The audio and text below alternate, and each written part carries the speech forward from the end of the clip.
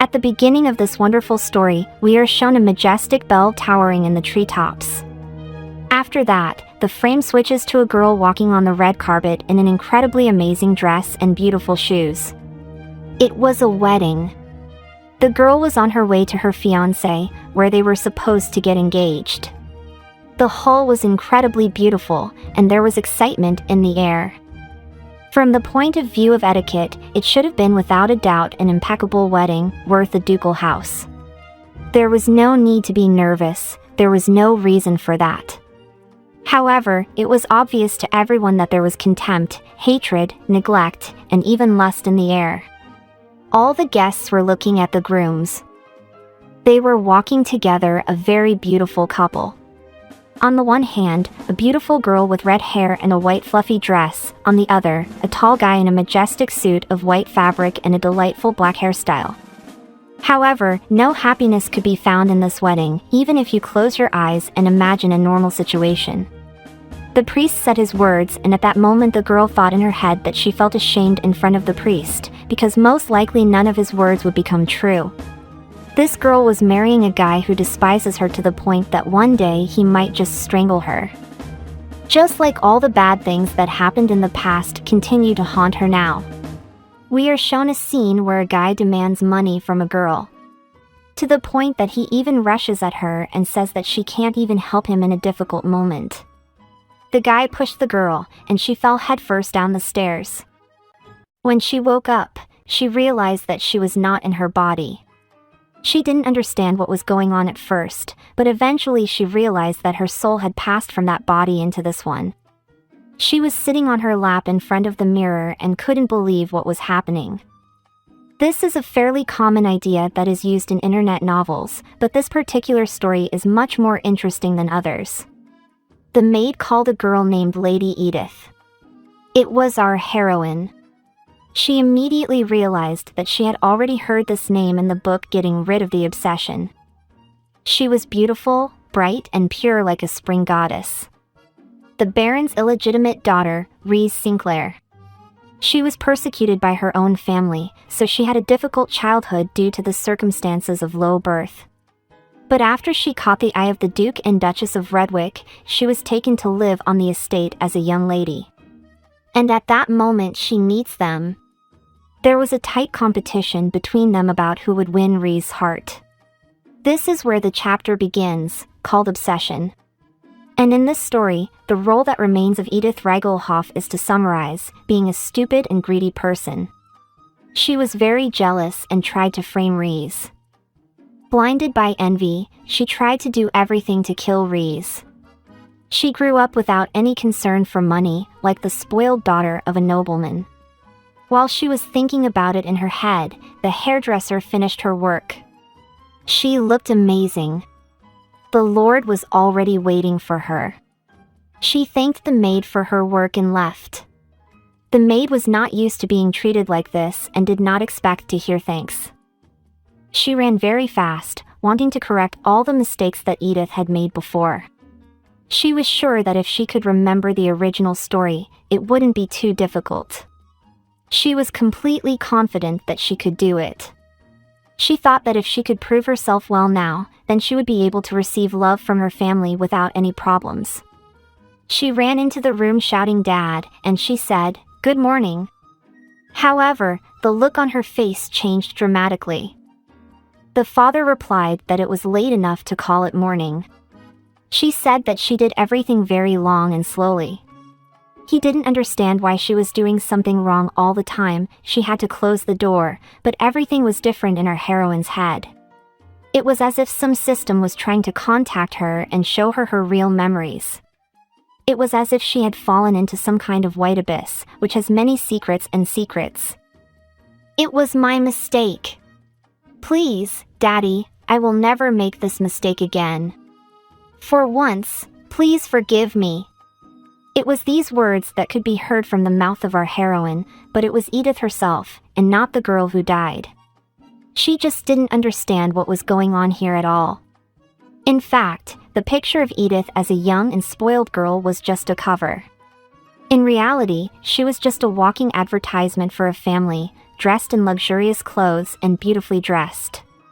This was done to hide the truth hiding behind the scenes. At home, they let out all the anger they could at her, they made fun of her and did not attach any importance to her. She used to sit in the pantry, covered in bruises and abrasions, dirty and scared. At this moment, our heroine approaches her, and Edith herself cannot understand who is approaching her. Probably not conscious, she asks if she can do it, to which our heroine cannot unequivocally answer. She stutters, trying to give an affirmative answer, but she can't do it in any way. Edith Reigelhoff! A loud scream brings her to her senses. It's her father yelling at her because he can't get through to her in any way. It seems to him that she's been walking around all day today and can't get ready in any way. He says she can't make any mistakes today. Redwick looks anxious from the moment he can't take control of this situation. A lot of things become clear from the expression on the girl's face. He asks if she remembers the details of the negotiations and that she needs to take 3 servants with her. She quickly declares that she understood everything and hurries to leave. She wonders why in both her lives her family has to be like this. She wanted to repeat all the information in her head one more time. Since she was a child, there has been a rivalry between Duke Redwick and Count Reigelhoff. At that time, the statuses of both families were almost the same. But Lord Redwick became Duke after achieving immense success in the war. And Count Reigelhoff believed that the title of Duke that was bestowed on Redwick was stolen from him. So she sent Edith to the wedding to find information to eliminate Duke. She didn't have to cry, she could turn this situation into an advantage. Maybe she couldn't be sure if it counted as luck or not, but she was tired of trying to adapt to harsh situations like this. As long as she doesn't stick to the original story, she'll be able to survive. This is an ordinary path in a romance with reincarnation, to put the main character in a position from which it will be difficult to get out. Therefore, all our heroine has to do today is not to behave like the original Edith. We are shown our heroine, who descends from the cavalry to the ground. We are shown her majestic eyes, after which the frame is transferred to a gigantic palace. This place is so exciting. The heroine wonders if Count Reigelhoff himself admires this castle. The servant invited the guests to enter the manor itself. Duke and Duchess are already inside, they are waiting for the guests to come to them. The servant shows the way, and the father encourages our heroine, telling her that she is his beloved Edith. Our heroine notices that his approach has changed a lot as soon as they left the house, but she does not dare to show it, so she submits to his behavior. Count Reigelhoff, his successor, and Lady Edith Reigelhoff have arrived. This was announced by the servant, who opened the doors to the guests. Edith Reigelhoff was amazed at how everything was arranged here. Her eyes immediately filled with interest and were as clear as possible. She was especially fascinated by the fact that she could see with her own eyes all those characters she had read about in the book. Duchess greeted the guests and asked if they were hungry, because dinner would be served soon. Our heroine was mentally thinking that the people who were shown to us were the Duke Axel Redwick and his wife Jocelyn Redwick. After that, we were shown the leading man Cliff. As expected, he has a striking appearance as the protagonist. Just by looking into his golden eyes, you can lose yourself in them. And that girl who looks like a spring goddess is Reese. Her beauty is breathtaking. All this meant that the man sitting next to her was the man she was supposed to marry. She was already reeling from such an unexpected realization of this thought. She had not even imagined that he would look exactly like this, she imagined him a little differently. It didn't even seem to her that being strangled by him was so bad. His nose was straight and pointed, as was his jaw. The impression he gave was both sensitive and cold. His gaze fell exactly on our heroine, but almost in the blink of an eye, he shifted it to another place, pretending as if he had not seen anything. Our heroine remembered that she needed to focus, because at that moment she did not look focused, but rather smiled like a child.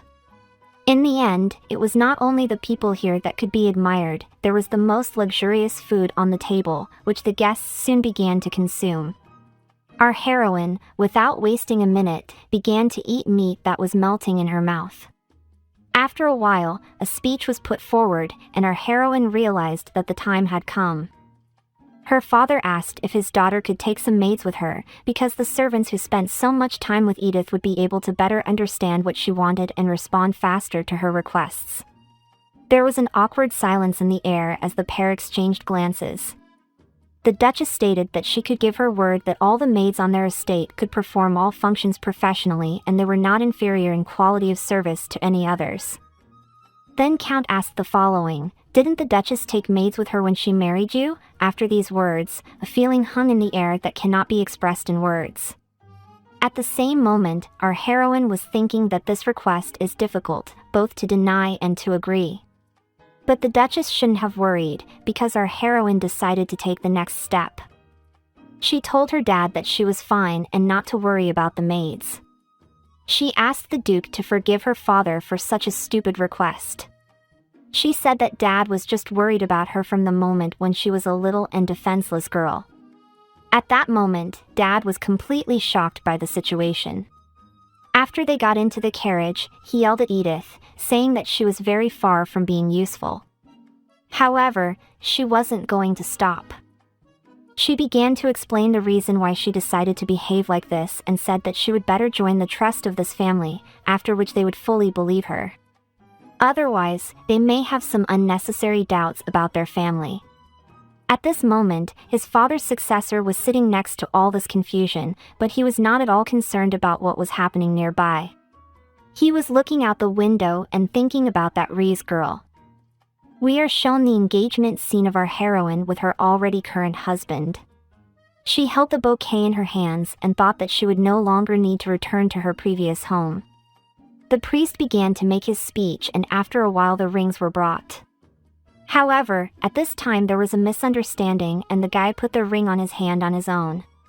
It was considered a disgrace for the bride, but she didn't really care. She just took a breath and thought that it wouldn't change anything anyway. She praised the children and said that they had done their job well. However, her husband's face remained unchanged. Now she was in a place where she didn't have to be afraid of her dad beating her up.